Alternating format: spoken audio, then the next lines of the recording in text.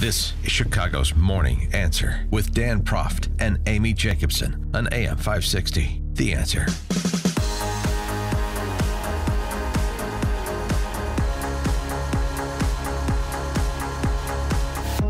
Top of the morning, Dan and Amy, and I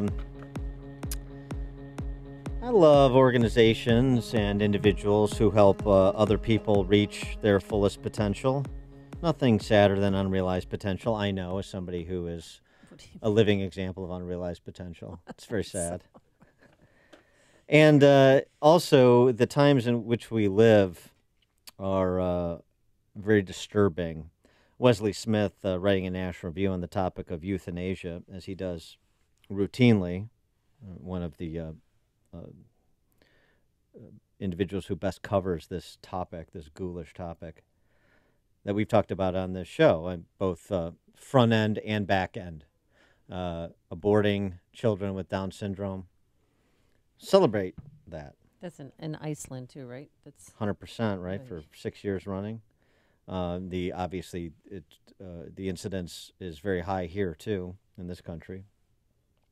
And then on euthanasia, out of Belgium, which is sort of one of the leading cultures when it comes to the promotion of euthanasia, legalized euthanasia in 2002, did Belgium.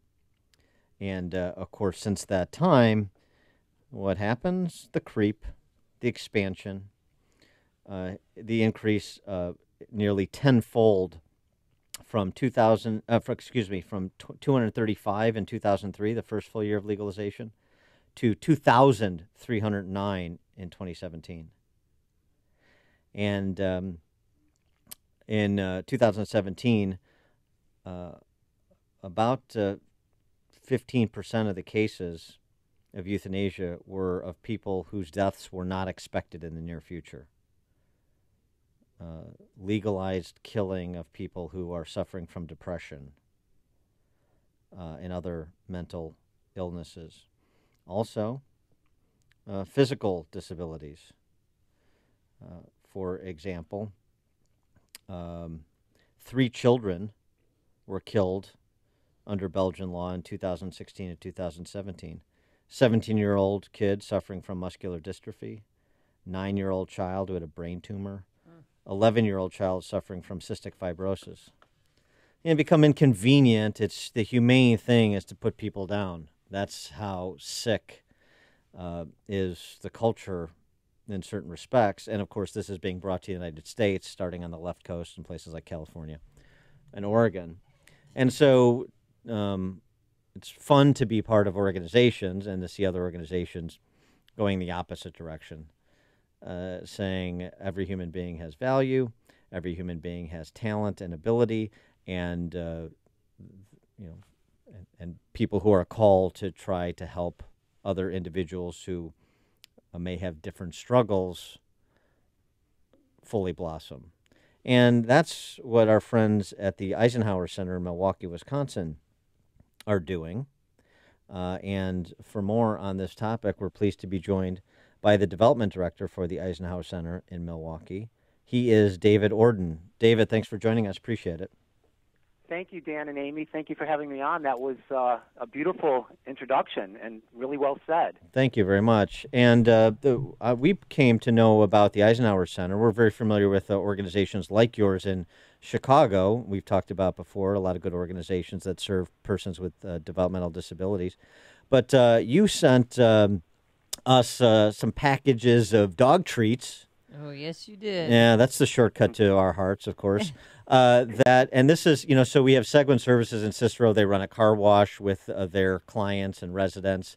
An organization I'm affiliated with, Envision Unlimited, also works with employers like Home Depot to place people with disabilities to do various jobs and try and fully integrate people as much as they can in the community.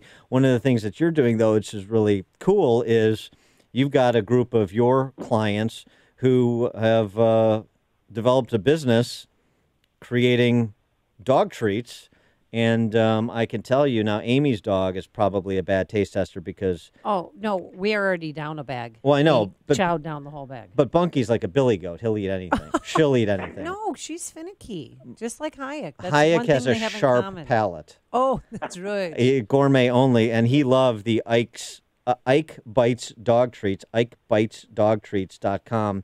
So just tell us a little bit about the Eisenhower Center and this specific venture you've gone on with your clients. Sure. Well, you mentioned euthanasia, and I don't want to go too far down that road, but there is a soft euthanasia of isolation. And Eisenhower Center and places like this, all over the country started, maybe 50 years ago with an idea that you didn't have to have a child with disabilities set aside in a corner room or in the attic and left alone, that they could be in a sheltered environment, they could work, they could learn skills. And that's really the genesis of places like Eisenhower Center and what we're trying to do. So basically, Ike Bites is an idea that we felt two things. One, you never know how the economy is going to go, so we wanted to have a product that we could make, that we could sell, that we could kind of control our own destiny. And also, you're mentioning kind of problems from the left. Unfortunately, it comes from the left. There is a whole alphabet and number soup of regulations out there that they're trying to close places like Eisenhower Center down all over the country. And so we thought, well, let's get something that we can grow, we can build, we can become economically sustainable for the long term, and free ourselves from having to worry about all those regulations and all the economic uncertainty. So that's, in a nutshell, that's what we're talking about. And our clients have a place to be, somewhere to go. Their parents know they're taken care of. They learn skills. They learn how to work on a team, follow directions, all these good things. And if we can find them a job in the community, that's even better. So dog treats are part of a $20 billion pet food industry. I mean, there's potential for sales and profits. How many people do you employ, and then you do help them, leave your company and obtain other jobs, right? Just tell us how you do that. Yeah, so we have about 90 clients at any one time. They come, after school, after they age out of special education programs, so anywhere from 25 up to 85, really. Wow. And we do, yes, have employment training. We try to get people jobs, but the reason why we exist and the reason we were set up was really for people that cannot or do not want to work out in the community. They have really severe challenges. Most of our people are in wheelchairs. A lot of our people need help, eating or using the bathroom, real basic stuff. So when you try to place someone in the community, it's very hard to ask a business person to hire more than a few, but who's going to take the person to lunch? Who's going to make sure they're chewing their food? Who's going to take them to the bathroom? So we are a safety net for really the most vulnerable people out there. And I like on the website, again, the website is IkeBitesDogTreats.com if you want to pick up some dog treats for your pooch at home. But I like that you profile the clients that are working and the different jobs they do and also the challenges they have. So I'm looking at the website now, and you have a profile at the top of Gino, who's your master networker with Down syndrome. Just to kind of humanize this general concept. Tell us about Gino and the experience with Gino and his experience working in this endeavor.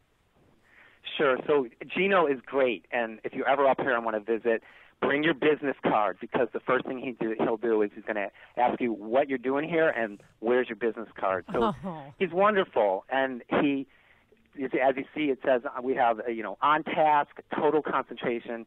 He loves to work. He loves to greet people.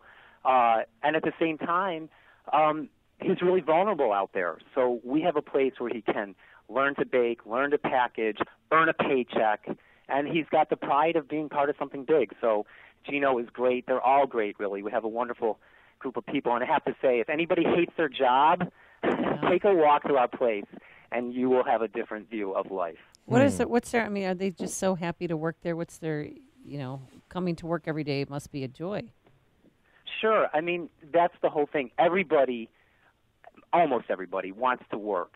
And a lot of these our guys and girls here, so their parents may not have, they have a life too. They may not have a place for them to go. So really they come to us a lot of times after they've tried everything. And a lot of the state bureaucracies don't work in terms of finding more than a handful of jobs.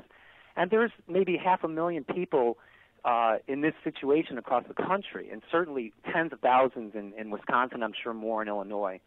So when they come here, they know that they're protected. We have education, we have programs, they have activities, we have a work, as you mentioned before, work, about getting people out to work. There's a work readiness program where they can learn social skills and interviewing skills.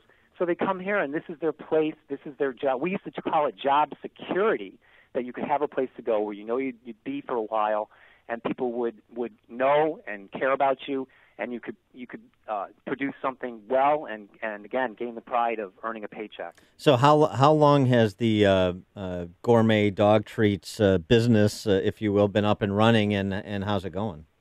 Sure.